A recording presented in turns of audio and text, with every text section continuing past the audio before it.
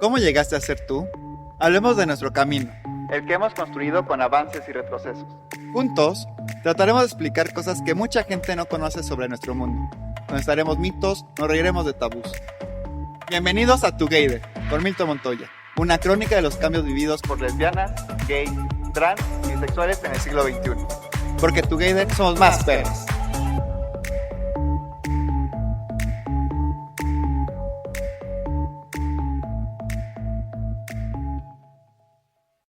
¿Cuántos somos? Está cañón, más bien está cañona esta pregunta, ¿no? Y en un estudio realizado en 2015 por la reconocida consultora YouGov, que hace investigaciones de mercado y encuestas sobre temas de relevancia social a través de métodos online de diferentes países, reveló datos sorprendentes sobre la sexualidad de los jóvenes británicos. 1 de cada 2 encuestados de entre 18 y 24 años dijo que no se considera a sí mismo exclusivamente heterosexual.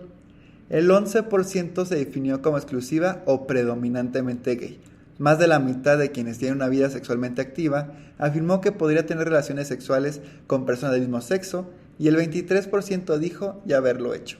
Los resultados de la encuesta, publicados entre otros por los diarios de The Guardian, The Independent, The Daily Telegraph, indican una diferencia considerable entre las respuestas del conjunto de la población adulta y las de los más jóvenes. Mientras que el 76% de los británicos de todas las edades se identifica como exclusivamente heterosexual, el porcentaje baja al 46% entre los 18 y los 24 años. La proporción de quienes se definen como exclusivamente homosexuales no varía mucho, pero la diferencia crece entre quienes no se identifican con los extremos.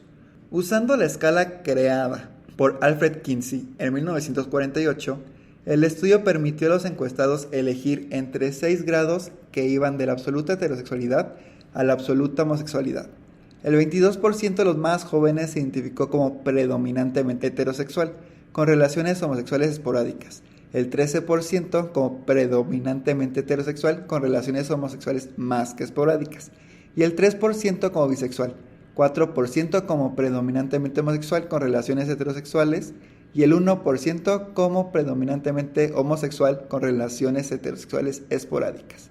Es decir, en esa franja de edad, los que no son exclusivamente gays ni exclusivamente heteros suman el 43%, mientras que la suma de lo exclusiva o predominantemente gays fue del 11%. Tras el impacto del sondeo en los medios británicos, la consultora repitió la encuesta en Estados Unidos y la diferencia entre los más jóvenes y el total de la muestra, si bien menor, se repitió.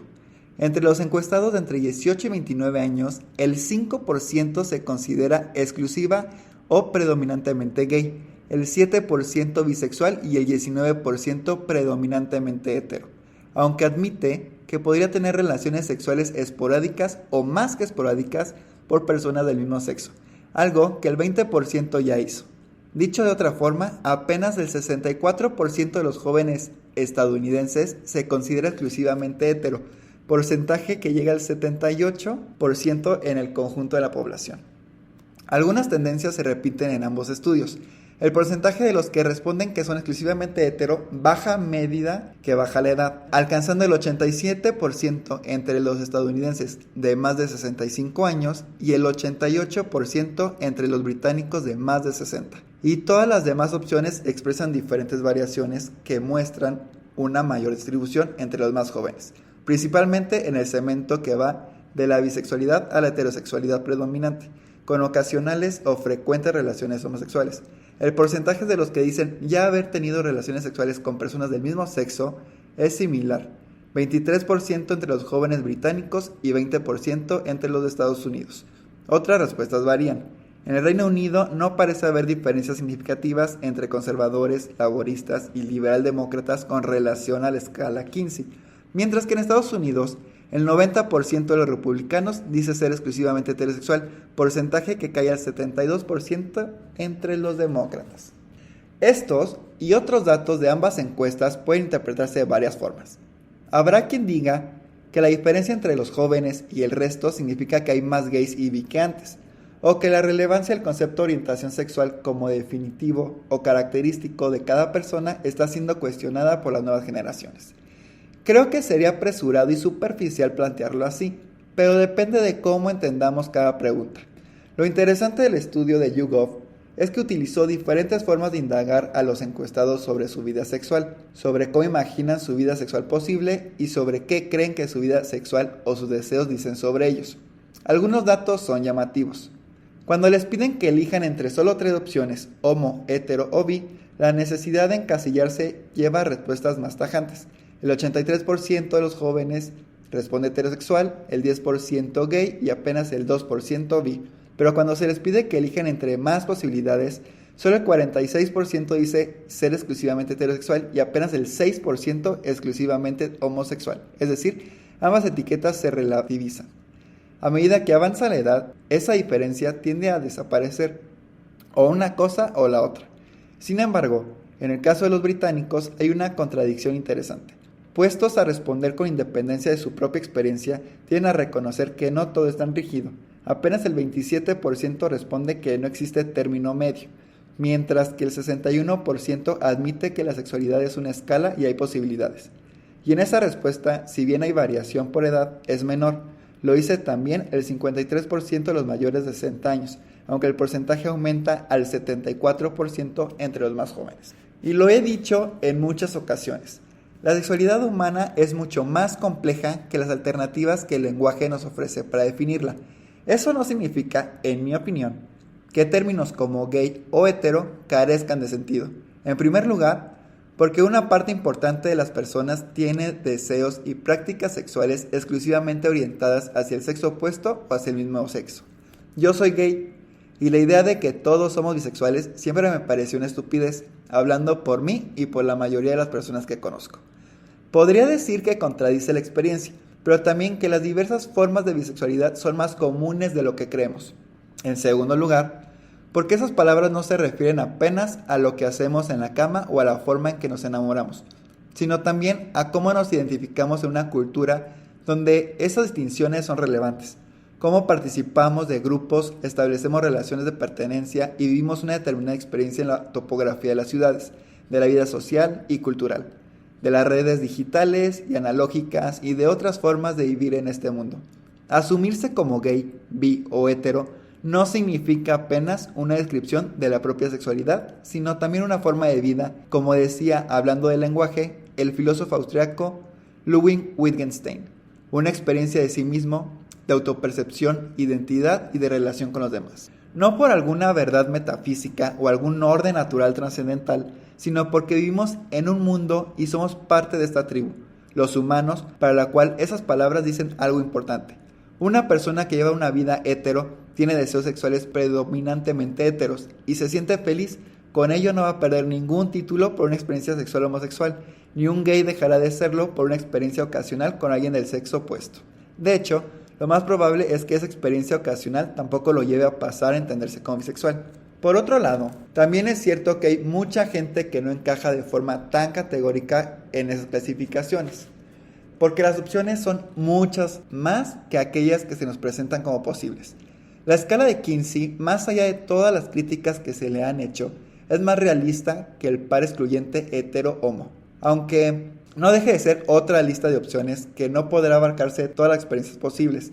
El término bisexual, importante como identidad para aquellos que tienen relaciones sexuales satisfactorias y pueden formar parejas, enamorarse o desear personas de ambos sexos, no alcanza para definir otras experiencias, como las de aquellos que tienen una identidad gay o hetero y una vida sexual que generalmente encaja con ella, pero saltan el cerco de vez en cuando o con frecuencia, o quienes simplemente viven experiencias sexuales en diferentes momentos de su vida sin pedirle permiso a una identidad fija e inmutable.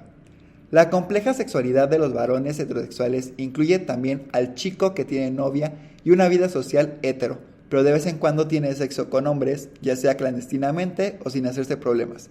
El que se hace chupar la verga en algún cuarto oscuro sin dejar de sentirse el más machito del mundo. El que experimentó una y otra cosa en la adolescencia y después lo hizo solo con mujeres.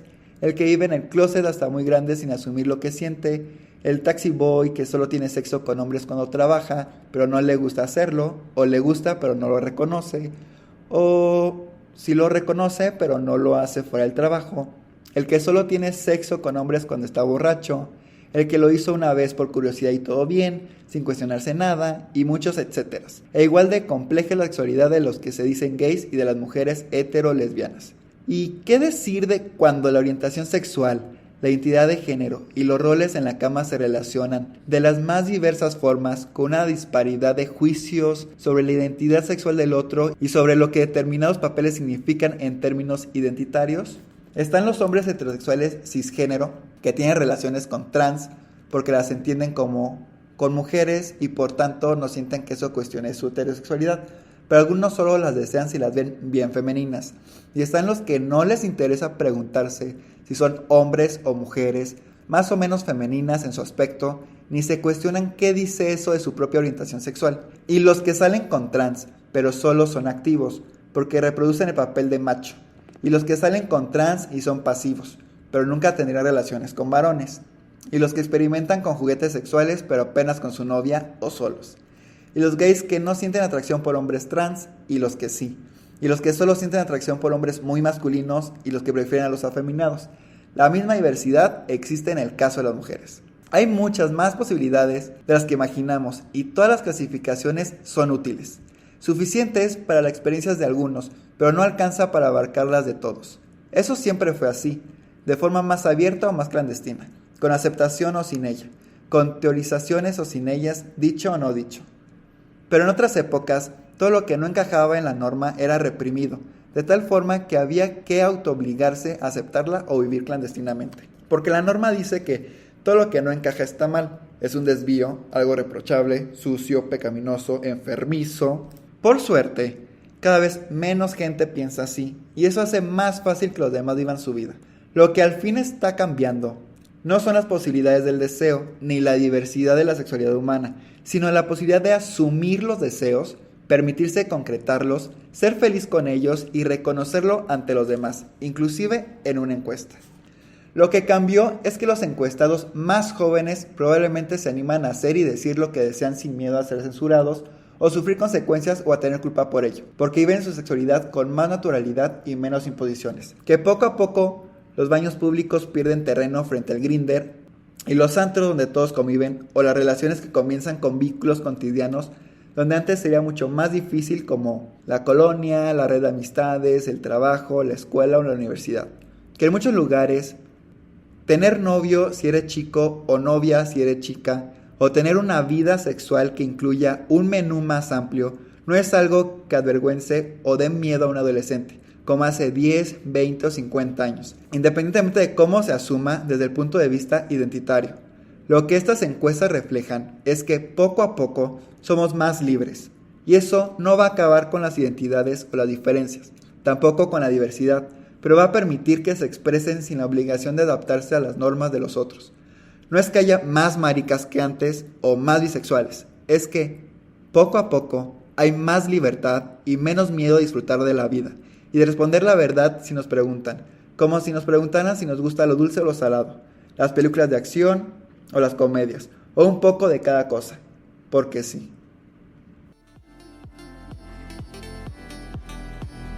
Gracias por escuchar Together, podcast hermano de Ponte Perra.